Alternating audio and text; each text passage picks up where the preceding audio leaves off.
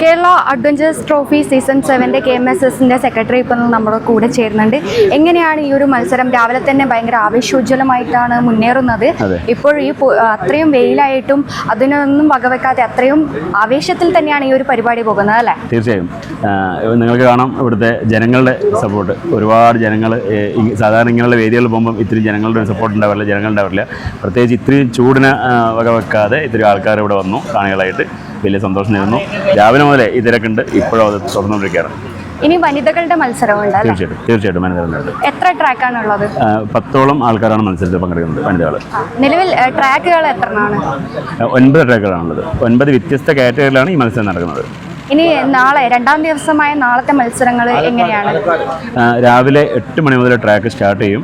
വൈകുന്നേരം എത്രയും പെട്ടെന്ന് തീർക്കാം എന്നുള്ളതാണ് നമ്മുടെ ടാർഗറ്റ്. വൈകുന്നേരം വരെ നിങ്ങൾക്ക് ആസ്വദിക്കാം, എല്ലാവർക്കും വരാം. നാളെ ഞായറാഴ്ച കൂടിയാണ്. ഇന്നത്തേക്കാളും കൂടുതൽ തിരക്ക് നാളെ, ആൾക്കാരുടെ തിരക്ക് നാളെ നമ്മൾ പ്രതീക്ഷിക്കുന്നുണ്ട്. മുഴുവനായി എത്ര മത്സരാർത്ഥികളാണുള്ളത്? ഇവിടെ 164 ആൾക്കാർ. എന്തായാലും ആവേശോജ്വലമായി തന്നെ ഈ ഒരു പരിപാടിയും മുന്നേറുന്നുണ്ട്. ക്യാമറമാൻ പ്രണവ് പെരുവാമ്പിക്കൊപ്പം അഞ്ജലി ലക്ഷ്മണൻ, നെറ്റ്വർക്ക് ന്യൂസ്.